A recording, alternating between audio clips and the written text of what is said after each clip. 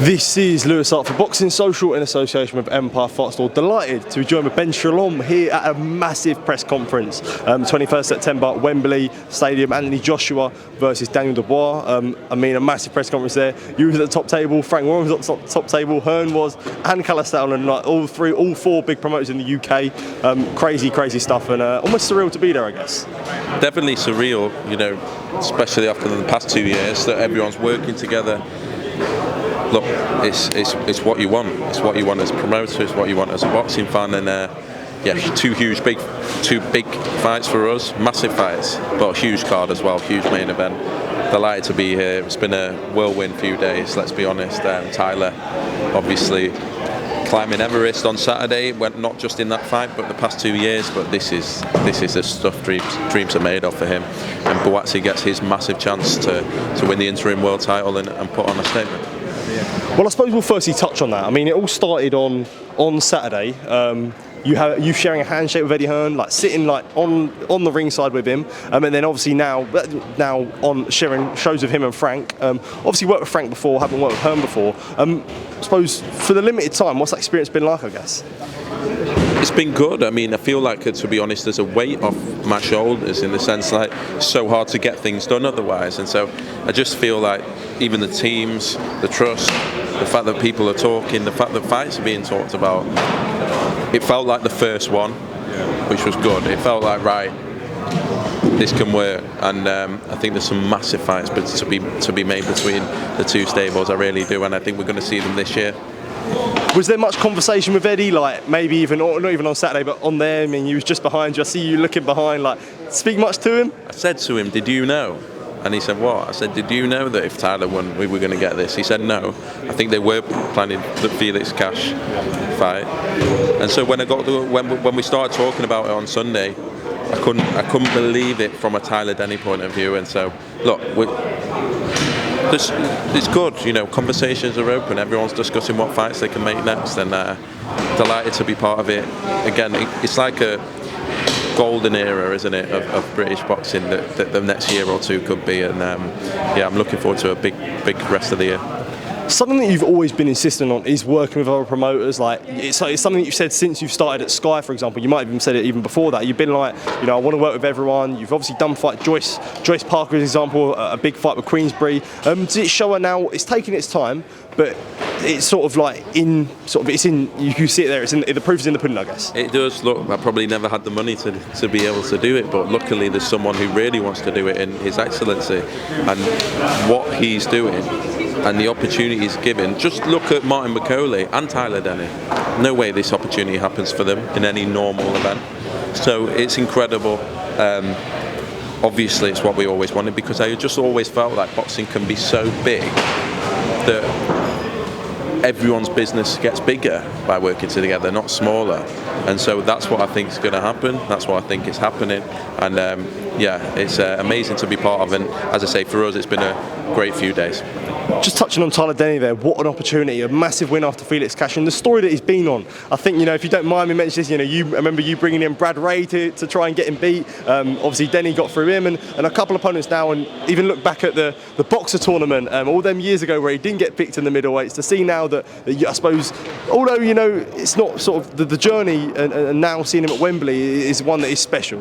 It was 2 years to the day where he fought River Wilson Ben in the rematch after a controversial result, and so he's just gone on this winning record, 6 back-to-back wins, unbeaten records. He's just taken like it's going out of Christmas. It's remarkable, the story. And as I say, when it got to the point where we thought, right, we're going to invest in this European title, we can make this fight. If we invest in this could lead to big opportunities. Did we think it could be as payoff as big as this? Absolutely not. He deserves it. In my boxing career, this is the most satisfying boxer and story and moment that I've ever had. Never mind world titles, never mind pay-per-views. Tyler Denny changing his life and earning a purse that will change his life with his 4 kids and everything that he's been through. I remember being in the office with him 6 months ago, with him and his manager, discussing how to make his money go further so that he could do this, so that he could do that. This is special. This is a story that even, you know, we can do our best. We can get him the European title. We can do it, but he's kept winning. He's kept proving himself, and he works so hard. And this is just a special, special moment for Tyler Denny. That's what it's all about as a promoter, isn't it? It is. I mean, there's a lot of shit that comes with it, but when you get a fighter that doesn't expect anything and doesn't, and the doors look to be closed, and he's lost fights, and when you're able to be part of giving them that opportunity to go and say, you know what, if you can keep winning, you're going to keep going, and for it to pay off like this, it couldn't happen to a nicer guy. He's inspiring to me, he's inspiring to the people that work with us, he's inspiring to every professional boxer in this country, and thank you to His Excellency, who's recognised, yes, Hamza Shiraz is a golden boy, but he talks about this card being a great card for British boxing. He's just delivered the best British boxing story there has been this year, and that's Tyler Denny. Joshua Buatsi, Willie Hutchinson, a very tense face-off between the pair. When they were all facing off, I did see a little bit of a back and forth between the two. A question I have for you: in an ideal world, if you could pick whoever you wanted, the next fight. So this is obviously for a WBO interim world heavyweight title, world light heavyweight title. Sorry. So in an ideal world, is it Beterbiev Bivol winner, or is it Anthony Yarde? Like, if you could pick whatever could be next. Josh will. It's a big fight. We have to see how quickly Bivol and Beterbiev fight, and then the rematch. Who knows? But look, win this fight, and you're right there. For him, it's world titles, and it's Anthony Yarde. He knows that's his biggest fight of his career. We thought it was going to happen in June, but when you get offered an interim world title like this, it's a big opportunity for him, and this is a chance for him to go from being that talent, being that guy number one for so long in 3 governing bodies, being possibly the most talented light heavyweight in the world, in the country, to now proving himself and going into superstar status. He'll be very confident with Willie. What I like about this fight is Willie is a controversial figure. He is going to wind him up, and Joshua Buatsi is so dangerous when he's spiteful. I want him to wind up. I want Buatsi to be pissed off, because that was the Buatsi that, as a fan, I used to see coming through.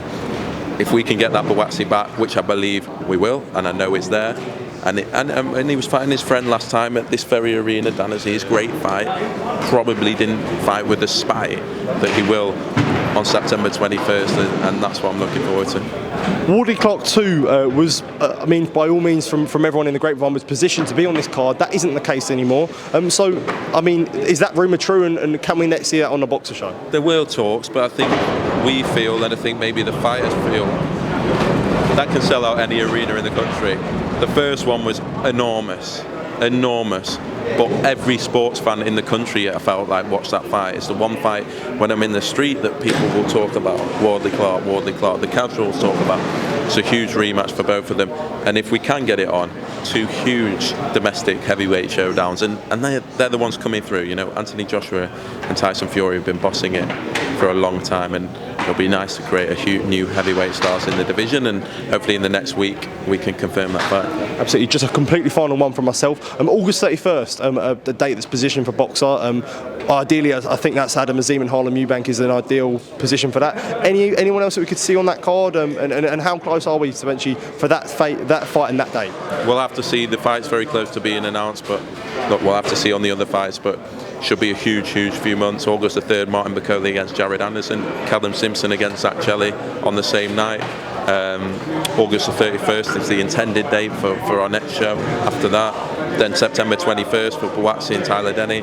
Then Ben Whittaker will headline in Wolverhampton, I believe, the week after on September 28th. It's huge, and we've had to be patient with our fighters, and they're now getting to the point where they're in the big fights, and yeah, very excited. Brilliant. Ben, as always, thank you for taking time to speak to you. Good to see you on the top table, mate. I appreciate it, mate. Top man.